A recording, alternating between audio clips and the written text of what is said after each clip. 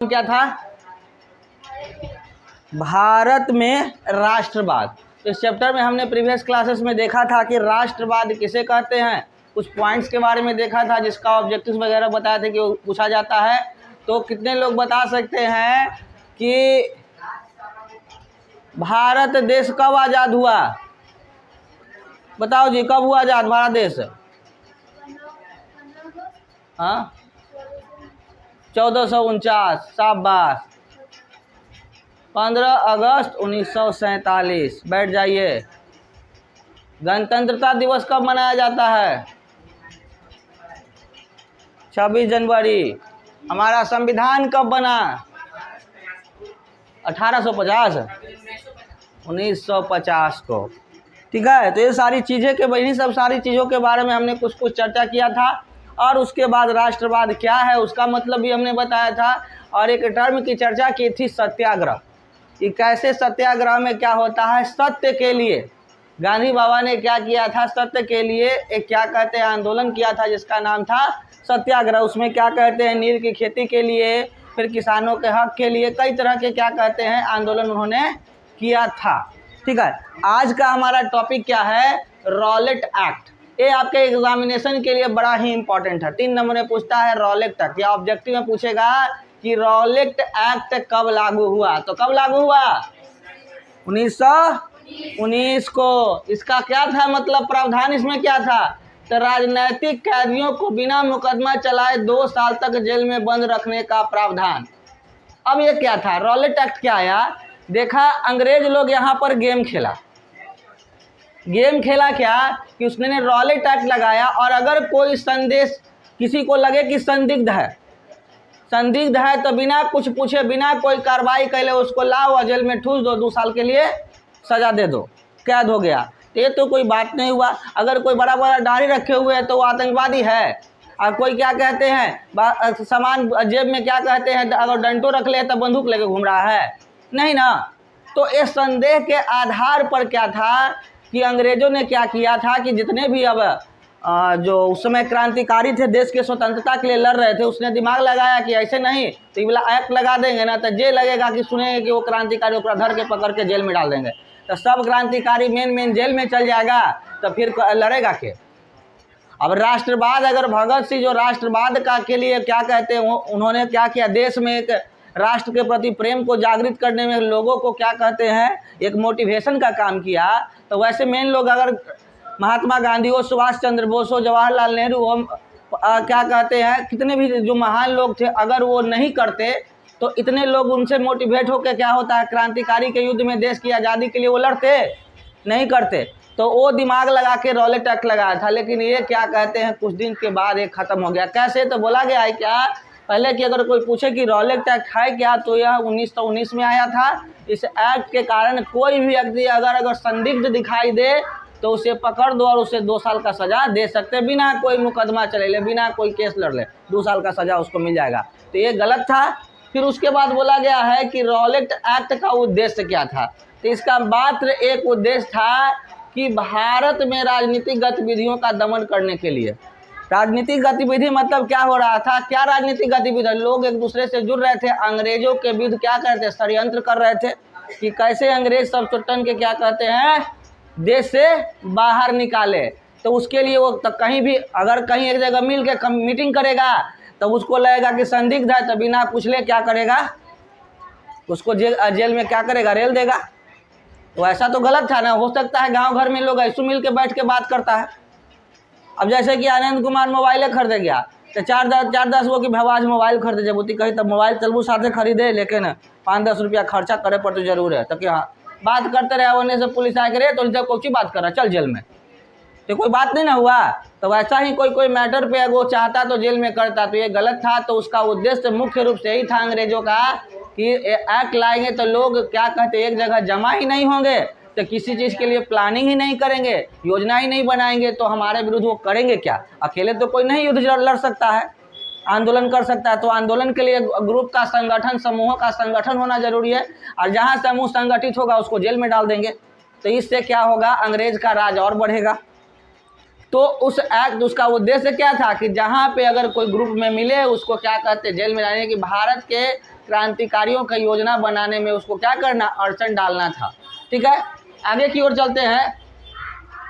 ये क्वेश्चन पूछता है कि रॉलेट एक्ट जो था अन्यायपूर्ण क्यों था। तो भारतीयों की नागरिक आज़ादी पर प्रहार था, भारतीय सदस्य की सहमति के बगैर पास किया गया था। रॉलेट एक्ट अन्यायपूर्ण क्या था। अब क्या कहते हैं, कोई दूसरा देश का आदमी, मान लो कि तुम अपने घर में रहते हो, मोबाइल तुम्हारे पापा खरीद के दिए, तुम्हारा मन पापा के पैसा, आया के फूफा जी कहें कि सबके मोबाइल दे के बर्बाद कर रहे हैं यहाँ पे, तो तोरा मने न करेगा कि हमर बाबू दिलन पैसा, हम लेती तो तोरा काला भार पड़ी था, तू सब गड़बड़ा देव, कहीं पापा छीन लियन मोबाइल, ऐसा लगेगा ना, नहीं लगेगा, लगना ही है सिंपल। तो वो क्या होगा, तुम्हारे लिए क्या लगेगा कि ये अन्याय कर रहा है, बाहरी आदमी आके हमरा तंग कैले है। या अगर कोई उनका पापा के दोस्त यार आके कह दिया तो आओ चिर बढ़ेगी, बड़का न तो बाल बच्चा न करी था, इस तरह का होता है। तो भारत के लिए भी क्या था कि अंग्रेज आके हमारे देश के लोगों को क्या कहते हैं, कई तरह का शोषण करे, ये तो अन्यायपूर्ण था। तो ये था। दूसरा चीज़ की ये जो नियम बना दिया गया, अब हमारे देश के लिए नियम बना और देश का कोई क्या कहते इच्छा है ये नहीं है, ज़बरदस्ती का, ये तो गलत है ना। तो ये इस कारण से बोला गया है कि रॉलेट एक्ट जो 1919 में लागू हुआ था वो बिल्कुल अन्यायपूर्ण था, गलत था। उसके आगे आते हैं, तो इसके परिणाम क्या हुए। जब गलत था तो गलत का परिणाम कभी भी क्या होता है, सही नहीं होता है। इंसान को दिमाग में डाल लेना चाहिए कि हम गलती कर रहे हैं तैयो पेरा हरिहरी छा रहा है, तो ये भ्रम है। गलत का परिणाम हमेशा गलत ही होता है। भले क्या कहते शुरुआती में अच्छा लगता है, लेकिन गलत का परिणाम हमेशा गलत ही होता है, और सही का परिणाम सही होता है, भले उसमें समय लग जाए, लेकिन अगर हम अपने विचारों पर टिके हुए रहेंगे तो आज न कल आपको अच्छे परिणाम मिलेंगे। जैसे कि आप 1 दिन पढ़े, 2 दिन पढ़े हमारे बात पर अति सरका दिन गए सर के, फिर हमें पगलाए की जरूरत ना है, तो आप तो गलत कर रहे हैं। तो गलत का परिणाम कौन ची, मोतीचूर के लड्डू। लेकिन अगर आप सही करें कि नहीं सर नहीं करें, लेकिन हमारा पढ़ना है क्योंकि 10th का एग्जाम में आप कमज़ोर हैं, मौजूद रहें कुछ हो, लेकिन हमको खूब पढ़ना है। सर बोले हैं कि इसमें 60% आ जाएगा, तो कम से कम कुछ नहीं तो क्वेश्चन बैंक में रट लेते हैं। तो क्या होगा, वो सही का परिणाम थोड़ा इंतजार करवाएगा, लेकिन जब रिजल्ट आएगा क्या कहते हैं बढ़िया वाला लड्डू, तो मज़ा आएगा ना। इसीलिए अब आप पे डिपेंड करता है कि आप क्या कहते हैं, मेथी के लड्डू खाते हैं कि मोतीचूर के लड्डू खाते हैं कि कौची कहते हैं, काजू वाला लड्डू खाते हैं। ठीक है, तो आप पे डिपेंड करता है काजू वाला लड्डू कौन खाएगा। तीनों प्रकार का लड्डू खाए हो कि ना। मेथी का लड्डू बड़ी तीखा होता है, हेल्थ के लिए तो अच्छा होता है, लेकिन तीखा होता है।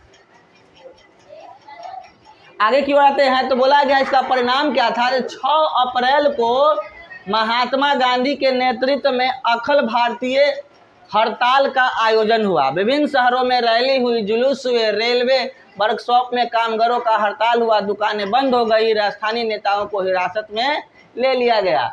अब 6 अप्रैल को क्या किया गया, तो इसके विरोध में महात्मा गांधी के नेतृत्व में एक आंदोलन होने लगा। क्योंकि गांधी बाबा के क्या कहते हैं नेतृत्व में आंदोलन हो रहा था, तो लड़ाई झगड़ा तो नहीं होगा, शांति से कि भाई अंग्रेज भाई ये सब गलत कर रहे हो, ये सब हटा दो। तो कहा कि गेले ही यहाँ से रे बुढ़वा, दिमाग खेबे, यही ना करता होगा, टेढ़ी आता होगा, तू लाठी तो तोड़ दे, यही कहता होगा। तो गांधी बाबा अपने आप में जिद्दी आदमी थे, वो आंदोलन कर रहे, और आंदोलन का परिणाम हुआ कि जो नेताएं मिल के क्या कहते इस आंदोलन में भाग लिए थे, उसको क्या हुआ, पकड़ के जेल में डाल दिया गया, क्योंकि रॉलेट एक्ट तो उसमें लागू था, डाल दिया गया। डालने से क्या हुआ, विस्तार से इसका देखते हैं कि इंपीरियल लेजिस्लेटिव काउंसिल द्वारा 1919 में रॉलेट एक्ट को पारित किया गया। भारतीय सदस्यों ने इसका समर्थन नहीं किया था, लेकिन फिर भी यह पारित हो गया। इस एक्ट ने सरकार में राजनीतिक गतिविधियों को कुचलने के लिए असीम शक्ति प्रदान किए थे। इसके तहत बिना ट्रायल के ही राजनीतिक कैदियों को 2 साल तक बंदी बनाया जा सकता है। 6 अप्रैल 1919 को रॉलेट एक्ट के विरोध में गांधी जी ने राष्ट्रव्यापी आंदोलन शुरुआत की। हड़ताल के आह्वान में भारी समर्थन प्राप्त हुआ। अलग अलग शहरों में लोग इसके समर्थन में निकल पड़े, दुकानें बंद हो गई और कई तेल कारखाने में हड़ताल में चले गए। अंग्रेजी हुकूमत राष्ट्रवादियों पर कठोर कदम उठाने का निर्णय लिया। कई स्थानीय नेताओं को बंदी बना लिया गया। महात्मा गांधी को दिल्ली में प्रवेश करने से रोक दिया गया। जब ये रॉलेट एक्ट लागू हुआ तो कहा कि भाई महात्मा गांधी कहे कि तो अन्याय है, देश के हमारे देश के क्या कहते हैं नागरिकों को जब जैसे मन करेगा तुम जेल में डाल दोगे। और अगर कोई मान लेते हैं कि कोई रास्ते में आया कि फलना व्यक्ति ने किसी का मर्डर कर दिया फॉर एग्जांपल, तो मर्डर कर दिया तो थाना कह दिया तो मान लेंगे, वहाँ पर जज जाएगा, वहाँ पर सुनवाई होगा तब ना सज़ा होगा। लेकिन रॉलेट एक्ट में था कि कोई सुनवाई के नहीं, बस जेल में डालो 2 साल का सज़ा, ये तो कोई नियम हुआ।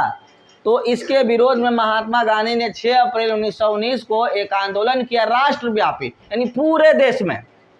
अब गांधी जी की बात थी तो गांधी जी चिट्ठी, उस समय तो फ़ोन तो जाता नहीं था, तो चिट्ठी से सब जगह मतलब कि अपना अपना गुट में भेज दिए और पूरे देश में ये आंदोलन हुआ। कहीं पे मतलब लाठी चार्ज हो रहा है, कहीं पे कुछ हो रहा है, कुछ नेता पकड़े भी गए, लेकिन क्या कहते हैं ये आंदोलन नहीं रुका।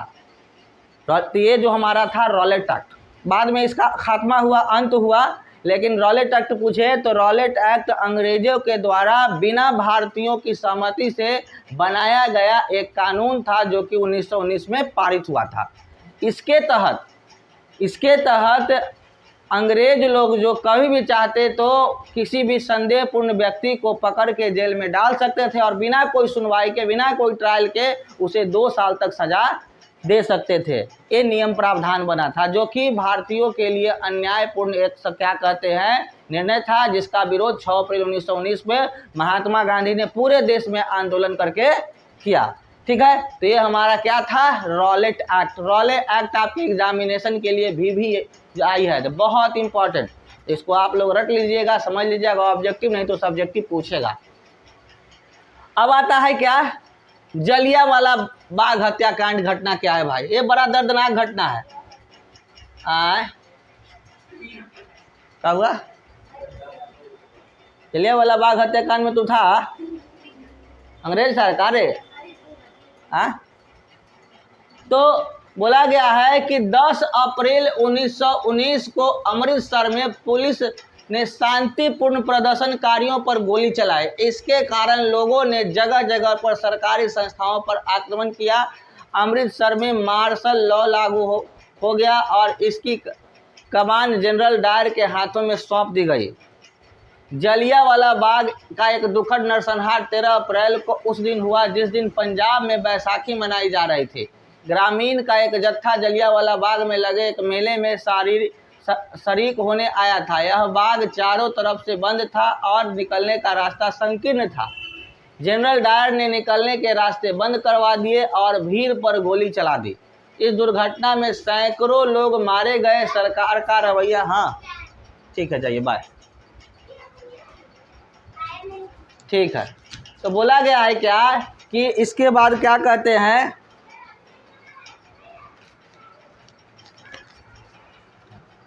सरकार का जो रवैया था, सैकड़ों लोग मारे गए, सरकार का रवैया बड़ा ही क्रूर था। इससे चारों तरफ हिंसा फैल गई। महात्मा गांधी ने आंदोलन को वापस ले लिया क्योंकि वे हिंसा नहीं चाहते थे।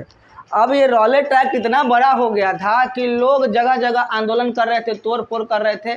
और इसको शांत करने के लिए अंग्रेज ने क्या किया, जैसे कैसे कोई केस होता है तो केस का क्या होता है, कुछ बोलते हैं उसको, एक केस ऑफिसर अपॉइंट किया जाता है कि आपका क्या कहते हैं आईओ इन्वेस्टिगेटिव ऑफिसर जो होता है उसका चुनाव किया जाता है। तो इस केस के लिए इन्वेस्टिगेटिंग ऑफिसर जनरल डायर को बनाया गया अंग्रेजों ने। जनरल डायर बड़ा ही क्रूर नहीं कहो, बड़ा ही लतखोर किस्म के आदमी था। उसके लिए एक मूवी आया हुआ है, अगर देखना है तो देखोगे, केसरी चैप्टर 2 देखिएगा। तो उसमें इस जलियांवाला हत्याकांड के बारे में बहुत सारी घटनाओं को बताया गया है। देखोगे तो सुनोगे तो कितना अंग्रेज लोग था और जनरल डायर कितना लतखोर था, इसके बारे में देखोगे समझ में आएगा, और किताब वगैरह भी पढ़ोगे तो समझ में आएगा। तो जनरल डायर जो लड़ा लतखोर था, तो एकदम चिढ़ल था। वो क्या कहते हैं भारतीयों से बहुत चिढ़ता था, अरे अंग्रेजों पूरा चिढ़ता था। तो वो क्या हुआ, उस समय पंजाब में एक बैसाखी मेला लगता है, जैसे हम लोग के एरिया में वीर मेला और कौन कौन मेला लगता है ना, तो उस समय क्या होता है पंजाब में जो होता है बैसाखी मेला लगता था अमृतसर में, आज भी लगता है, ऐसा बात नहीं है। तो उस बैसाखी मेला, अब तो मेला है तो कई लोग जाएंगे उस मेला में। तो एक बाग था जिसको नाम था क्या कहते हैं जलियांवाला बाग। तो बाग तो बहुत बड़ा था, लेकिन वहाँ पर क्या है उसको कौची कहेंगे, रास्ता बहुत छोटा था, मतलब एक ही वो रास्ता था, बहुत छोटा था बाग, तो धीरे धीरे तो आदमी उसके अंदर चले गए, कई लोग अंदर घुसे हुए थे। कुछ लोग क्या कहते हैं, इसी आंदोलन के लिए, मतलब कि गांधी जी द्वारा चलाया गया आंदोलन था, उसके पक्ष में कुछ कुछ बातें चल रही थी। तो चल रहा है, मान लेते हैं कहीं पे कोई मर्डर हो जाता है फॉर एग्जांपल, तो हम लोग जाते हैं कहीं मेला में, तो नहीं कहते रहे जानते हो वहाँ फलाना जगह ऐसे ऐसे हो गया, तो ये सब चर्चा तो हो ही रहा था, मेला की बात थी, कोई कुछ बात कर, लेकिन सब मेला घूमने आए थे। जनरल डायर लटखोरी क्या किया कि उसको जब सूचना मिला तो वह चुपके से क्या हुआ, ऊपर से प्लेन गुजारा, उस बाग के ऊपर प्लेन गुजारा, और प्लेन गुजार के पहले पता किया कि कितना लोग है, जान लिया। उसके बाद वह क्या किया, अपना फौज बुलाया, अपना आर्मी बुलाया, और बुला के अंदर घुस गया चुपके से, और मेन गेट बंद कर दिया। और मेन गेट बंद हो गया तो इंसान क्या करे, इंसान क्या करे, अब तो क्या कहते हैं, और बिना कुछ कहे बस एक के भी कहा फायर, लोग धड़ाधड़ क्या कहते हैं, अंग्रेज सिपाही धड़ाधड़ गोली चलाने लगे।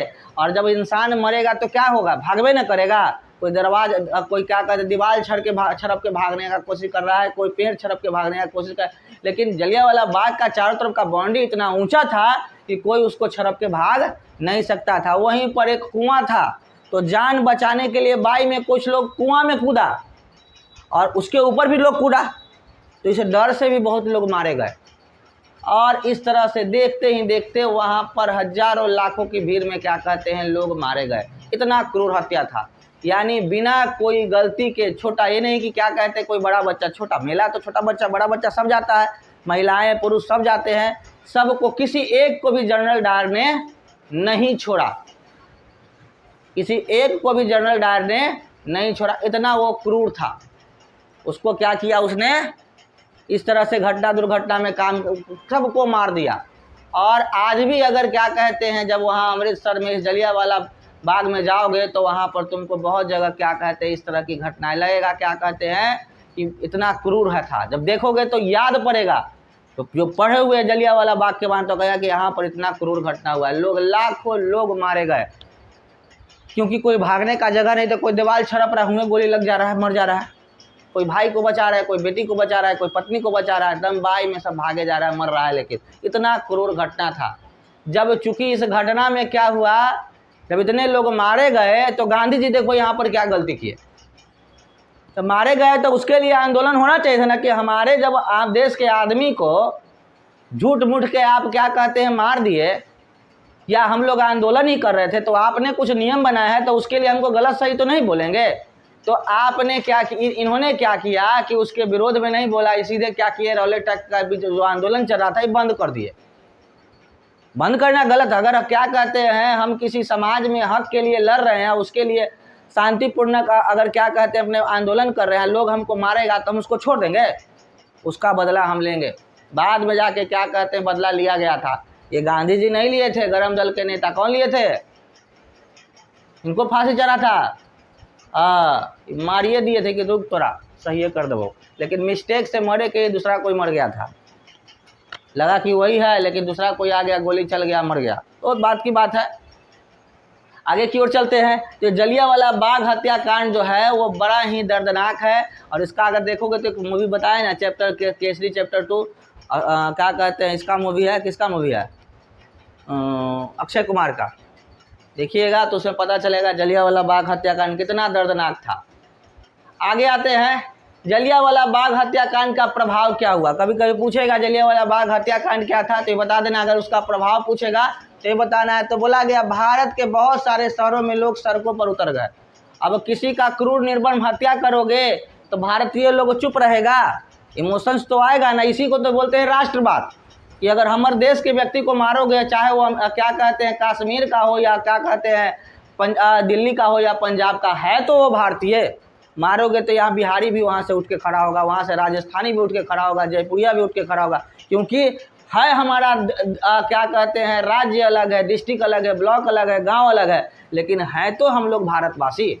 तो भारत के किसी बच्चे को अगर कुछ होगा तो पूरा भारत उठेगा। और यहाँ भी ऐसा हुआ, बहुत सारे शहरों में जिसके अंदर देश की भावना थी, राष्ट्रवाद थी, वो सब सड़क पर उतर गए, हड़तालें होने लगी, लोग पुलिस से मोर्चा लेने लगे और सरकारी इमारतों पर हमला करने लगे। अब सिंपल है, जिसको जहाँ जेकर परिवार मारा था यहू मारना शुरू किया कि हम तुमको छोड़ देंगे। सरकार के निर्ममतापूर्ण रवैया अपनाया तथा लोगों को अपमानित और आतंकित किया। मतलब ये भी क्या, सरकार भी जो अंग्रेजी सरकार थी ये भी चुप नहीं रहा, उसको कई लोगों को मारा। सत्याग्रहियों को जमीन पर नाक रगड़ने के लिए सड़क पर घींच कर चलने और सारे साहिबों को सलाम करने के लिए मजबूर किया। लोगों को कोड़े मारे गए तथा गुजरावाला यानी पंजाब के गांवों पर बम बरसाए गए। मतलब ओवरऑल कहने का मतलब होता है कि कई तरह का, मतलब कि वो तो हत्याकांड हुआ ही, लेकिन क्या हुआ, जगह जगह आंदोलन हुआ। तो अंग्रेजी सरकार भी नहीं सुना, किसी गांव पर बम बिक दिया, कहीं पे कुछ कर दिया। गुजरावाला गांव का नाम लिया, यहाँ पर बम तक बिका गया कि सबको मार दो। इतना मतलब कि अब सिंपल बात है, जिसको हम घर में घुसने देंगे वो तो क्या करेगा, हम पर राज करबे न करेगा। तो अंग्रेज लोग भारतीय लोगों को, अब आज हम लोग जितना स्वतंत्र जी रहे हैं, अंग्रेज लोग इतना शोषण करता था कि खाने तक का, चलने तक का रख नहीं था। इतना कहते जीवन कष्टदायी था। आज हम लोग बढ़िया से कपड़ा पहन के निकल रहे हैं, घूम रहे हैं, पढ़ाई कर रहे हैं, लेकिन क्या उस समय ऐसा था? नहीं था। अंग्रेज लोग काफ़ी शोषण किए, भारतीयों का काफ़ी शोषण किए।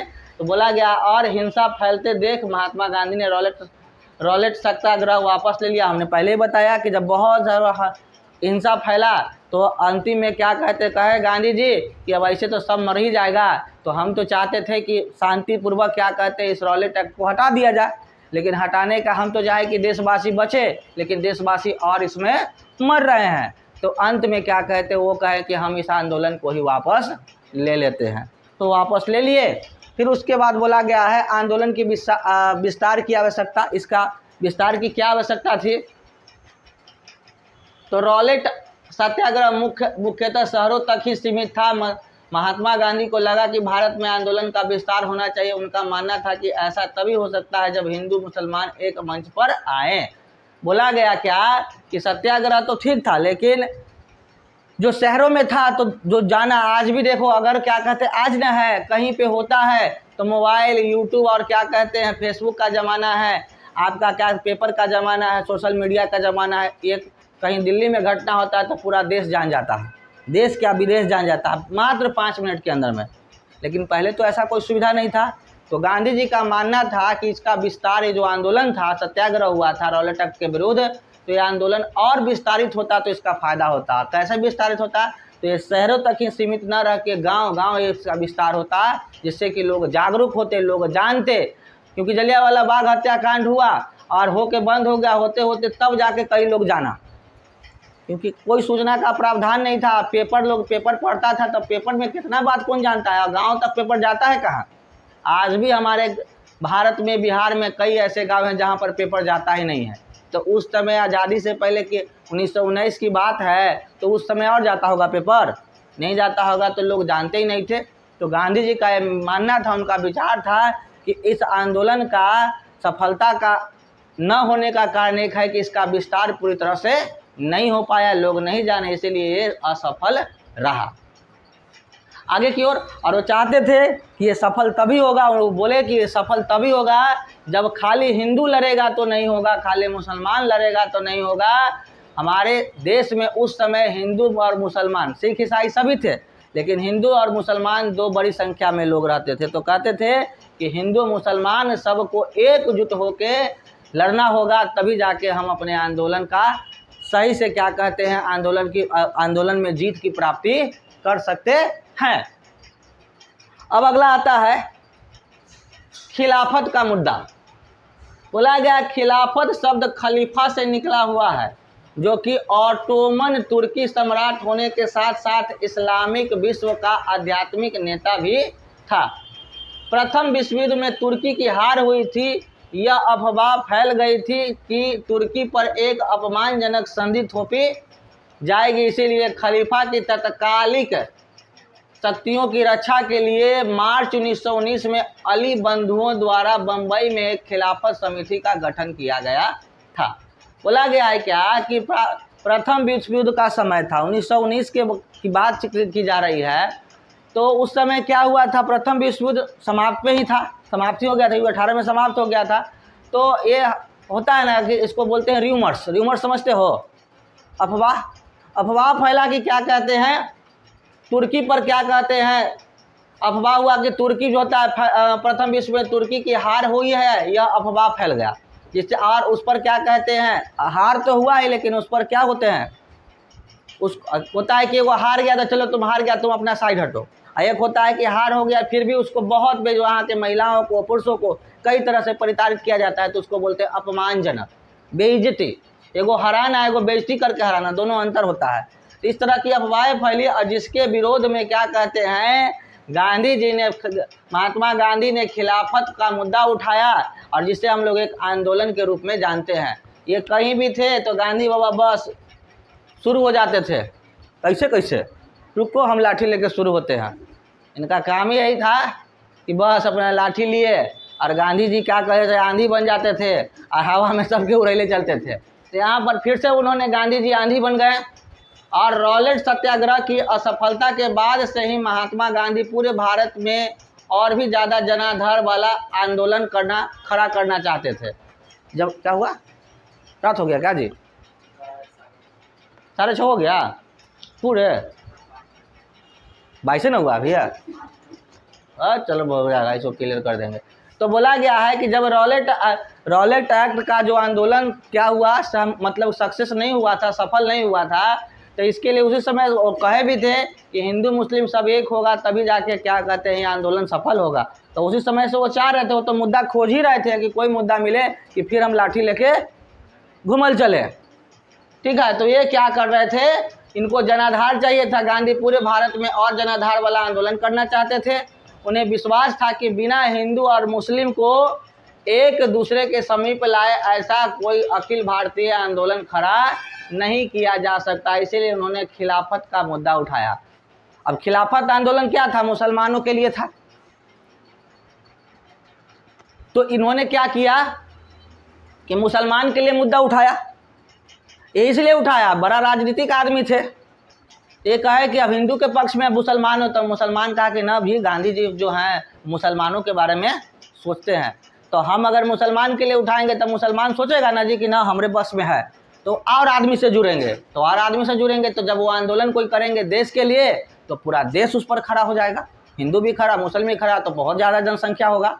तो वही चाहते थे, इसीलिए उन्होंने क्या किया, खिलाफत आंदोलन की शुरुआत की। और अगर कोई पूछे कि गांधी जी के द्वारा खिलाफत आंदोलन का मुद्दा क्यों उठाया गया, सत्याग्रह क्यों किए, क्योंकि वो चाहते थे कि जब भी वो आंदोलन करे तो उसमें और भी जनाधार हो, जनाधार मतलब और भी लोग जुड़े, और उसके लिए हिंदू मुस्लिम को एक करना चाहते थे, इसीलिए उन्होंने खिलाफत का मुद्दा उठाया, ठीक है, जिससे कि जब वो आंदोलन करें, सत्याग्रह करें, तो हिंदू मुस्लिम सब एक करके अंग्रेजों के विरुद्ध लड़ाई करें।